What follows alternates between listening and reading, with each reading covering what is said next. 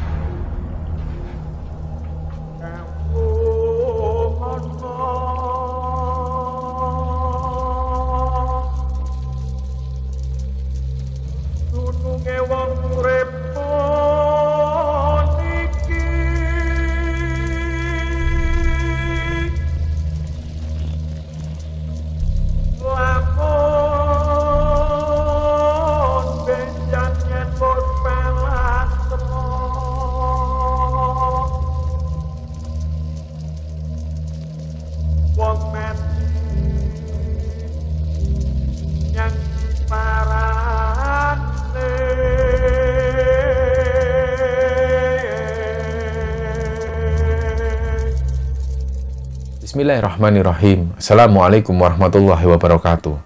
Sobat Kembara Sunyi dimanapun berada, pada kesempatan kali ini kami akan bercerita tentang kisah yang dikirim oleh Sobat Kembara yang bernama Wawan. Sebelum kita masuk ke ceritanya, untuk teman-teman yang nonton tayangan ini dan belum subscribe, jangan lupa untuk subscribe lebih dulu agar channel Kembara Sunyi ini lebih berkembang lagi dan kami lebih bersemangat lagi dalam membuat konten-konten terbaru di Kembara Sunyi. Dan untuk teman-teman yang telah mendukung kami sejauh ini, kami mengucapkan terima kasih banyak. Semoga amal kebaikan teman-teman dibalas kebaikan berlipat oleh Allah Subhanahu wa Ta'ala. Cerita kali ini dikirim oleh Sobat Kembara yang namanya Wawan. Jadi Wawan ini tinggal di satu desa di Jawa Timur. Di emailnya itu Wawan nggak menyebutkan di desanya mana, di kecamatan mana maupun di kabupaten mana. Jadi ada alasan tersendiri kenapa Wawan nggak menyebutkan nama desanya. Yang jelas dia tinggal di satu desa, di mana di situ banyak sekali pohon jati.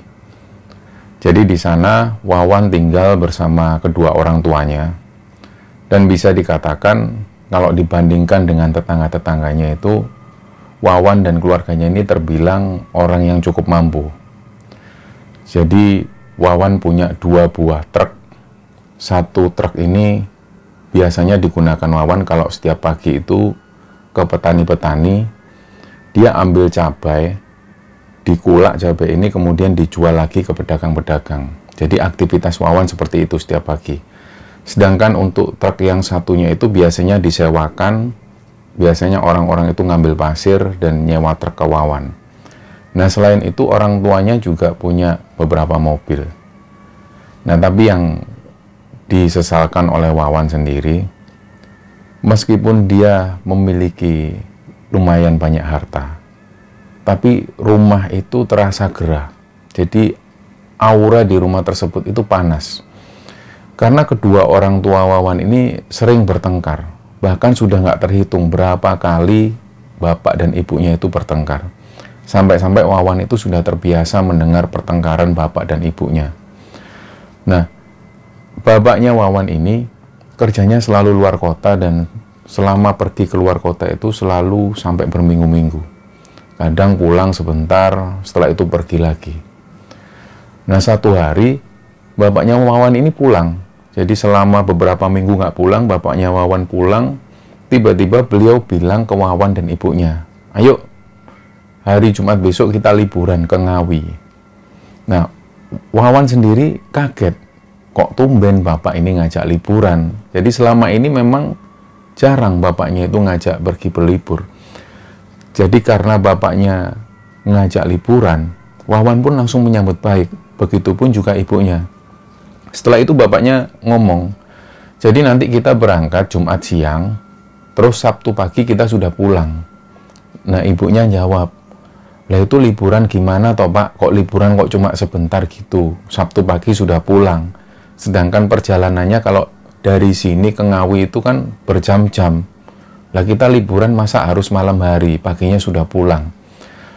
Lah bapaknya ini marah dengar kata-kata dari ibunya itu. Ya sudah, kalau memang kamu nggak mau ikut, ya sudah, kamu di rumah aja.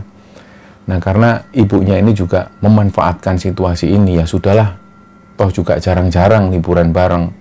Akhirnya ibunya pun mengiyakan. Nah, singkat cerita, hari itu hari Jumat, sekitar jam 11 siang, mereka sudah bersiap, barang-barang sudah dimasukkan ke mobil.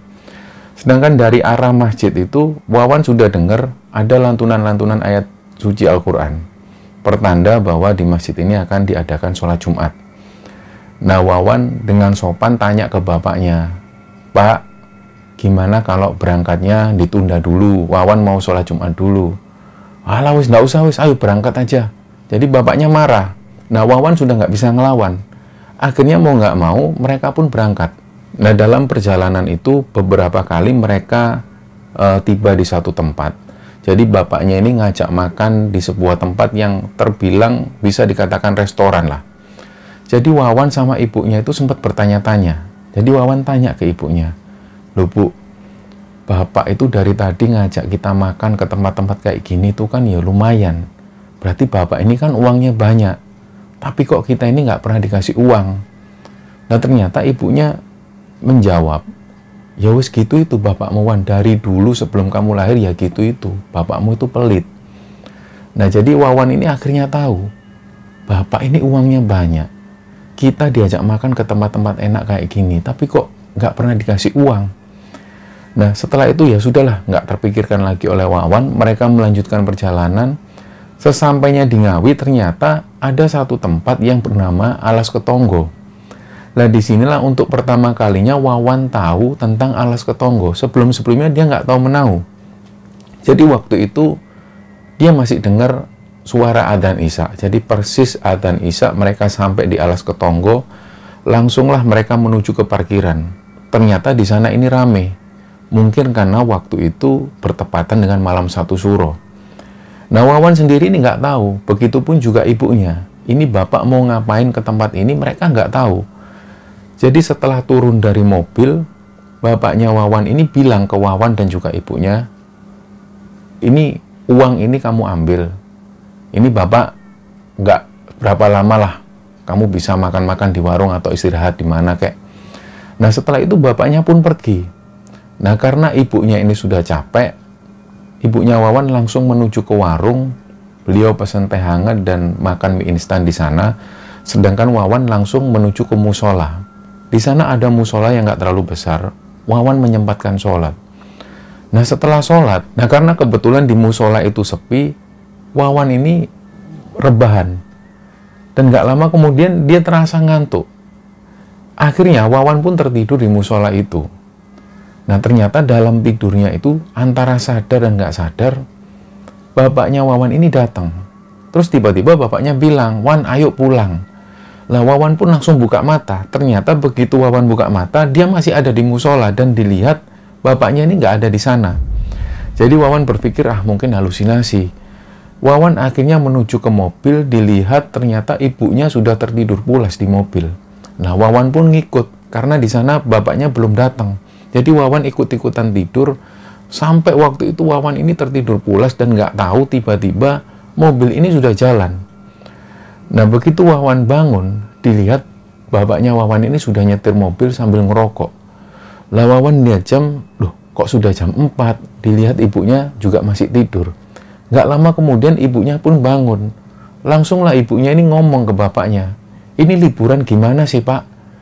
Kamu itu nyuruh kita nunggu di parkiran mobil, kamu sendiri pergi, terus tiba-tiba kita sekarang sudah pulang.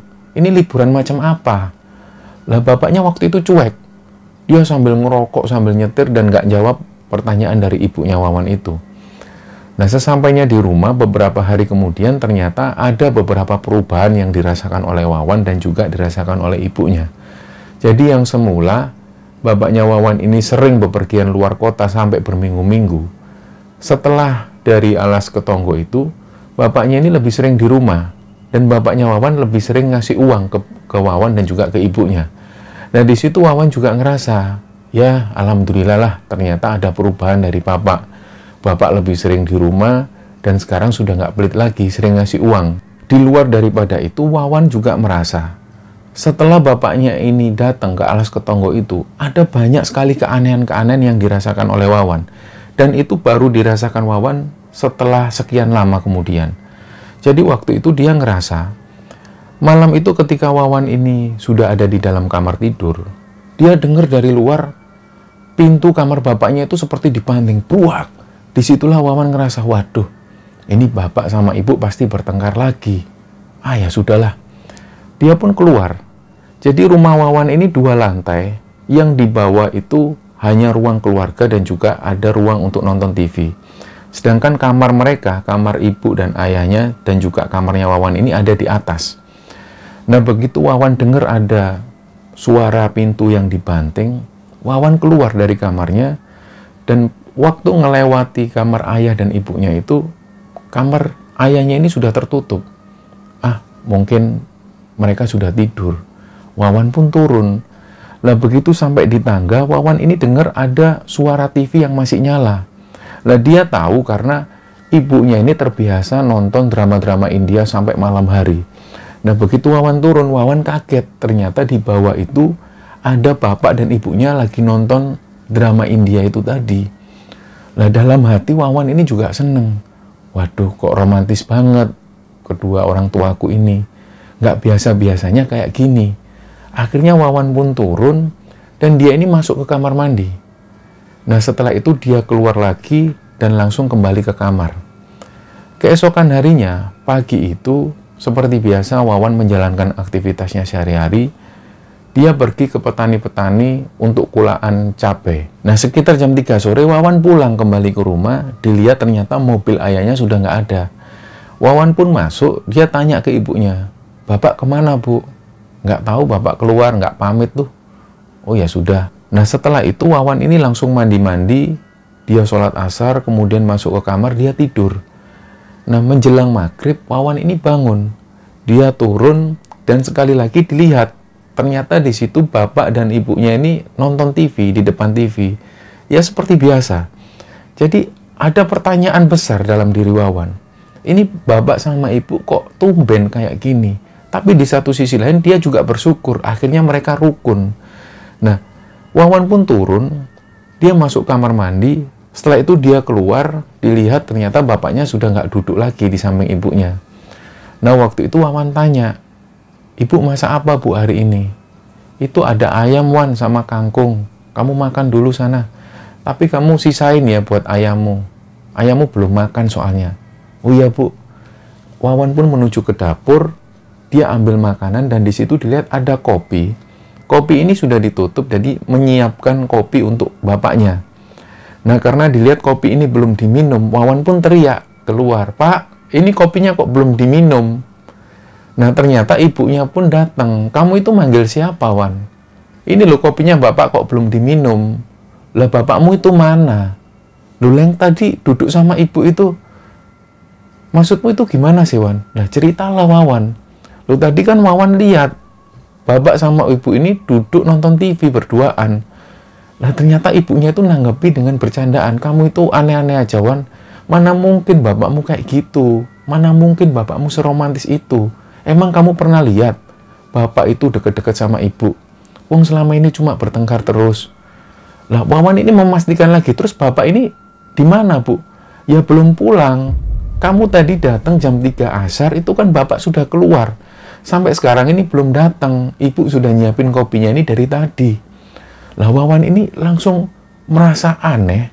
Dia cerita lagi, "Bu, tadi itu Wawan ini ngelihat kalau bapak sama ibu ini duduk di depan TV.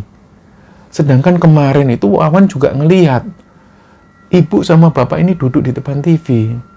"Kemarin kapan?" ibunya ngomong seperti itu. Wong kemarin itu loh bapakmu marah-marah, pintunya dibanting, terus bapakmu langsung tidur. Nah dari situ ibu ini nonton TV sendirian. Lah kok kamu bilang ibu sama bapak ini nonton TV? Kamu jangan aneh-aneh, Wan. Disitulah Wawan ngerasa sudah mulai ada yang aneh di rumahnya. Nah selain daripada itu, Wawan ini sering ngelihat penampakan ada seperti sosok perempuan, tapi perempuan ini rambutnya panjang sekali sampai menjulur ke lantai. Nah dengan kejadian yang terakhir, dia seperti ngelihat sosok bapaknya, sedangkan pengakuan ibunya sendiri bahwa waktu itu bapaknya belum pulang. Jadi Wawan ini terus berpikir, terus waktu itu siapa? Nah sampai beberapa hari kemudian, seperti biasa malam itu Wawan ini selepas kerja, dia santai di atas. Jadi di lantai 2 itu ada balkon yang lumayan besar. Biasanya Wawan dan teman-teman atau biasanya Wawan sendirian ngopi di balkon itu sambil ngelihat pemandangan yang ada di luar. Jadi dari balkon ini dia bisa ngelihat halaman yang ada di luar dan bisa ngelihat tembok rumahnya. Nah malam itu Wawan ini ngopi sambil ngerokok dan sambil main game. Nah pas lagi santai main game sama ngopi, tiba-tiba ada yang ngelempar kerikil. Nah awalnya Wawan ini mengabaikan, tapi nggak lama kemudian lemparan kerikil ini mengenai badannya Wawan. Disitulah Wawan ini sudah mulai merasa ada yang nggak beres, tapi tetap dicuekin. Jadi Wawan tetap main game. Nggak lama kemudian ada yang ngelempar lagi, plodak. Lah disitulah Wawan ini mulai marah. Weh, asu, sopo kon? Lah Wawan ini tiba-tiba marah seperti itu. Ternyata belum sempat Wawan ini berhenti ngomong, ada suara lemparan. Jadi ada benda yang lumayan besar ini dilempar persis di depan Wawan. Dua. Waktu itulah Wawan ini langsung kaget karena yang dilihat ada kepala, dan kepala ini menjulur rambut yang panjang sekali. Disitulah Wawan ini sampai saking takutnya dia nggak sadarkan diri sampai dia loncat dari balkon. Jadi saking takutnya Wawan itu sudah nggak berpikir panjang, dia tiba-tiba loncat dari balkon dan kedua kakinya itu mengalami patah tulang dengan tangan yang sebelah kiri ini juga patah. Disitulah dia teriak-teriak, Bu, tolong Bu, tolong Bu. Akhirnya ibunya Wawan pun keluar dan beberapa tetangga ini menghampiri. Jadi mereka itu kayak nggak percaya. Loh Wan, kamu ngapain kok loncat dari atas? Wawan belum sempat cerita. Nah nggak lama setelah itu Wawan ini dibawa di satu tempat pijat. Biasanya tempat pijat ini menangani orang-orang yang patah tulang. Jadi sesampainya di rumah Wawan sudah nggak bisa beraktivitas lagi. Kalau dia mau ke toilet, dia selalu panggil ibunya. Bahkan untuk bergerak pun ini dia masih ngerasakan sakit. Karena pengobatan ini masih dibutuhkan beberapa waktu untuk bisa normal kembali. Nah, selama Wawan itu sakit, dia selalu meminta tolong bantuan ibunya. Kalau dia butuh apapun, dia selalu manggil ibunya. Nah, satu kali Wawan itu ngelihat rokoknya habis. Dia juga kepingin makan nasi goreng. Tapi di satu sisi lain dia sungkan untuk nyuruh ibunya. Nah, dia punya satu sahabat yang biasanya dekat sekali dengan Wawan. Sahabatnya ini namanya Wito. Wito ini biasa membantu Wawan dan juga biasanya membantu ibunya Wawan. Biasanya ngantar ke pasar, apapun lah itu. Jadi si Wito ini sudah kayak saudara sendiri. Dan si Wito ini orangnya ikhlas sekali. Dia meskipun disuruh apapun sama Wawan, dia nggak perhitungan. Karena sudah seperti saudara sama Wawan. Waktu itu karena Wawan ngelihat rokoknya habis dan dia pingin beli nasi goreng, dia coba ngubungin Wito. Toh, aku bisa minta tolong. Ternyata Wito bales dengan biasanya, dengan santai. Kenapa Wan, butuh apa? Tak belikan. Toh aku minta tolong. Bisa belikan aku rokok nggak sama nasi goreng? Oh iya, tak belikan. Kamu ke rumahku dulu toh, ambil uangnya. Karena Wawan tahu Wito ini nggak pernah pegang uang. Ternyata ditunggu sampai hampir setengah jam kok Wito ini belum nyampe-nyampe ke rumahnya. Ditelepon lah sama Wawan. Begitu ditelepon, Wito ini jawab, iya Wan, ini lagi dibuatin nasi gorengnya. Loh, kamu sudah pesan nasi goreng toh? Sudah, ini lagi dibuatin, rokoknya sudah tak belikan. Loh, kan kamu belum ngambil uang, kamu itu gimana sih? Lah ternyata Wito bilang, loh kamu itu yang gimana? Wong aku tadi sudah dari rumahmu, kamu yang ngasih sendiri uangnya kok. Lah Wawan dari situ langsung kaget. Loh toh, aku ini masih di lantai atas. Emang kamu kesini jam berapa? Lah karena waktu itu si Wito ini masih sibuk, ntar tak telepon lagi, ntar tak telepon lagi. Telepon pun dimatiin. Dari situlah Wawan ini berpikir, kok Wito bilang sudah sampai rumahnya? Dan keterangan Wito itu, Wawan ini sudah ngasih uangnya, padahal Wawan itu nggak bisa bergerak sama sekali. Jangankan turun ke lantai 1, untuk menuju ke toilet pun dia harus dipopong oleh ibunya. Nah karena tetap penasaran, Wawan ini coba telepon lagi si Wito. Ternyata teleponnya nggak diangkat. Dia masih panik, dia masih bingung. Ini sebenarnya yang ditemui Wito ini siapa? Dia telepon terus, sampai 1 jam kemudian Wito belum juga sampai di rumahnya. Sekitar 2 jam kemudian, di grup WA teman-temannya Wawan ini rame. Begitu Wawan buka, ternyata teman-teman segrup ini mengirimkan gambar bahwa Wito itu kecelakaan di jalan, ditabrak sebuah truk. Lah disitulah teman-teman lagi membicarakan Wito. Ya Allah, Wito, innalillahi wa inna ilaihi raji'un, kasihan Wito. Semua membicarakan Wito, dan di situ ada yang sempat memfoto jenazahnya Wito. Nah, dengan melihat kondisi seperti itu, Wawan ini langsung nangis, dia histeris. Dia langsung manggil ibunya, Bu Wito, Bu Wito, Bu. Begitu ibunya nyampe, kenapa Wan? Bu Wito, Bu, meninggal, Bu. Wito kecelakaan, Bu. Wawan akhirnya cerita ke ibunya, Bu, Wito itu aku yang nyuruh. Tadi itu aku nyuruh Wito beli rokok sama beli nasi goreng. Pengakuan Wito ini dia sudah ketemu aku. Dan katanya aku sudah ngasih uang.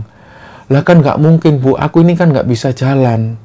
Turun ke bawah pun aku juga nggak bisa. Lah kok Wito ini ngakunya sudah ketemu aku. Lah terus yang ketemu Wito itu siapa, Bu? Lah ibunya pun menjelaskan, iya Wan, nggak tahu Wan. Rumah ini kok semakin aneh. Disinilah ibunya juga cerita. Ternyata ibunya ini juga sering ketemu sosok yang mengerikan. Jadi malam itu ketika ibunya ini nonton drama India itu, tiba-tiba ibunya ini dengar ada seperti batu yang dilempar ke bawah, duk. Gak lama setelah itu ada lagi suara lemparan, duk. Nah karena ibunya ini penasaran, dia buka pintu. Nah gak jauh dari situ, ibunya ini ngelihat ada sosok tinggi, tapi sosok tinggi ini hitam tanpa kepala. Nah sosok tinggi hitam ini ngambil sesuatu, ternyata yang dilempar itu adalah kepalanya sendiri. Kayak seolah-olah kepalanya ini dilempar untuk mainan. Lah disitulah ibunya ini sudah nggak bisa bergerak, dan dia waktu itu nggak cerita ke siapapun. Barulah waktu itu ibunya cerita ke Wawan. Nah dengan banyaknya kejadian yang terjadi di rumah Wawan, Wawan itu seolah benar-benar pusing. Ini sebenarnya ada apa? Kok sampai-sampai yang terjadi Wito ini sampai meninggal? Ini ada apa?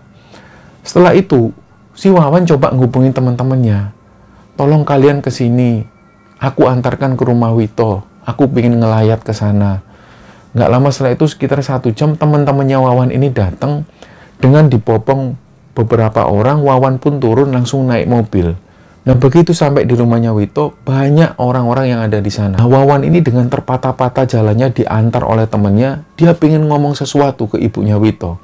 Disitulah Wawan ini mengungkapkan, Bu, kula ngapunten ikang kata. Sebenarnya yang nyuruh Wito itu saya. Saya minta tolong ke Wito. Nah karena ibunya Wito ini tahu bahwa Wito dan Wawan ini sudah bersahabat dari dulu seperti saudara sendiri. Jadi ibunya Wito ini cuma bilang ke Wawan, wis Wan, nggak apa-apa sudah.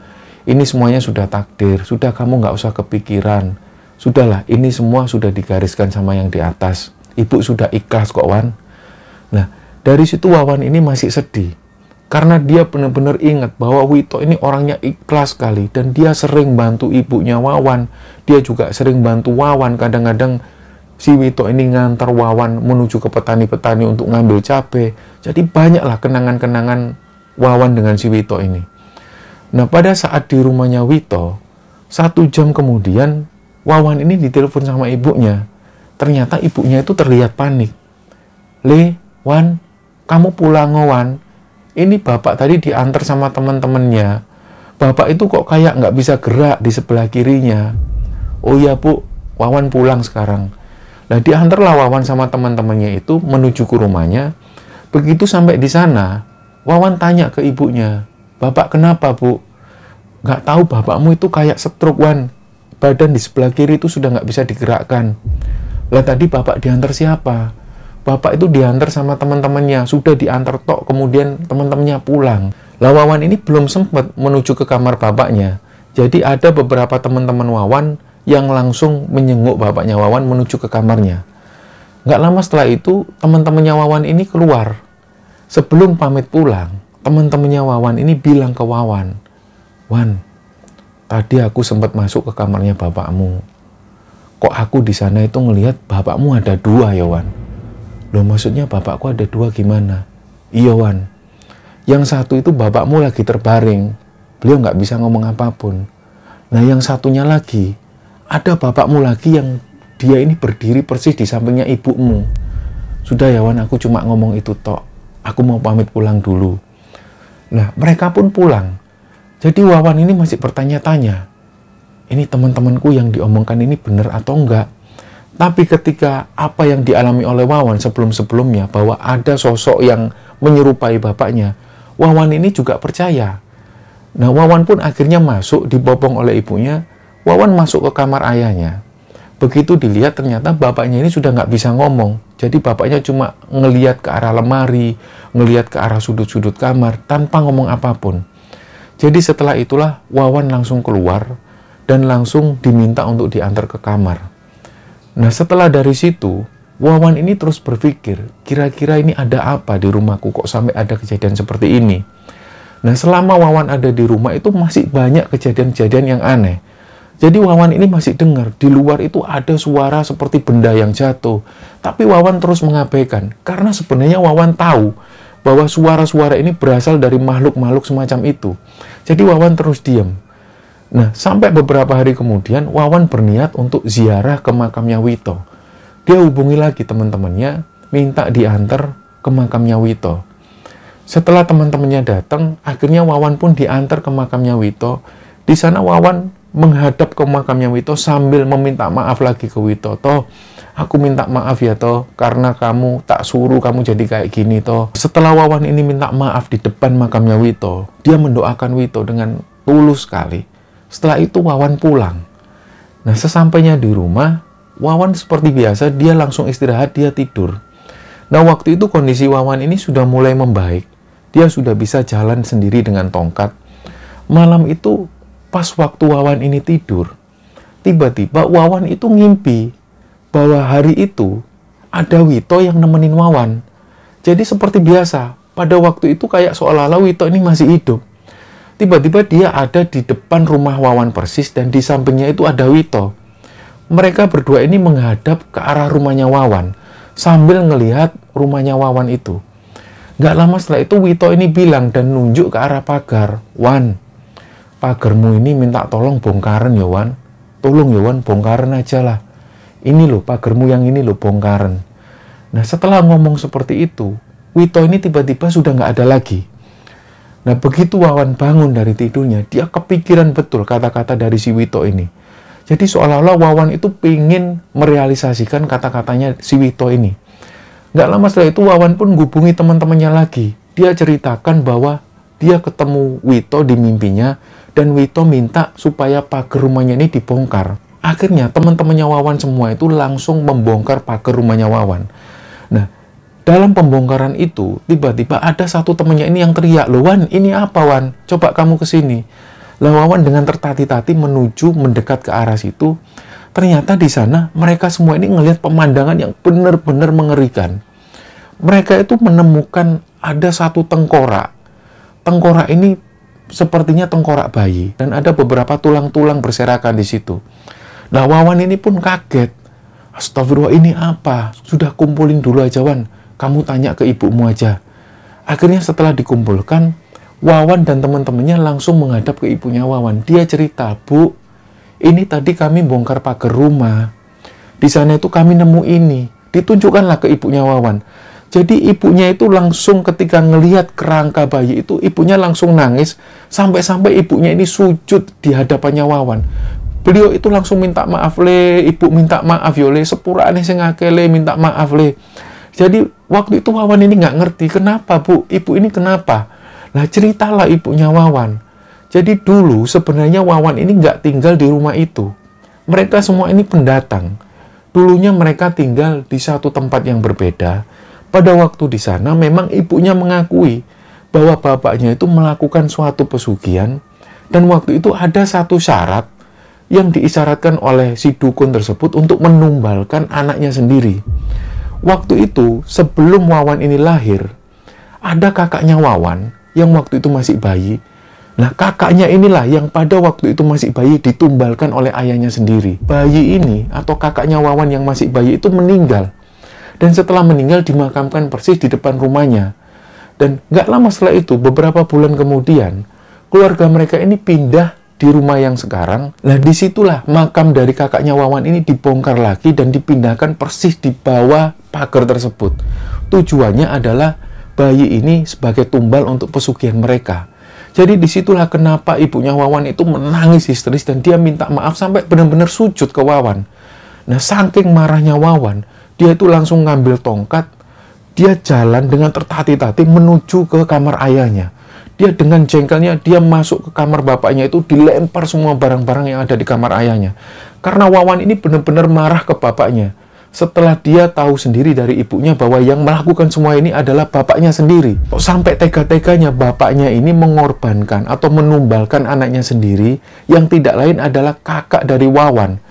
Disitulah Wawan ini marah-marah, seisi kamar itu diobrak-abrik oleh Wawan.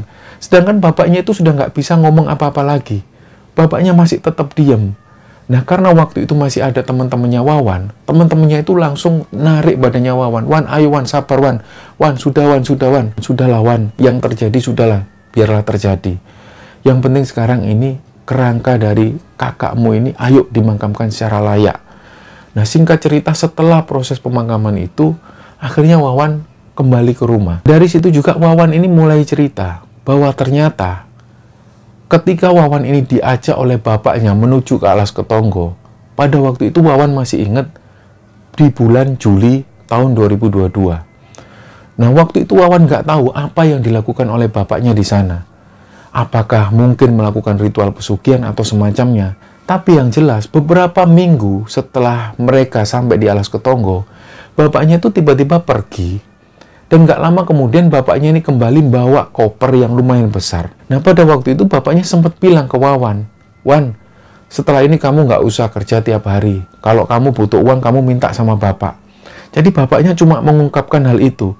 Wawan sendiri nggak tahu menahu uang ini dari mana. Tapi waktu itu ibunya sempat tanya, uang ini dari mana pak?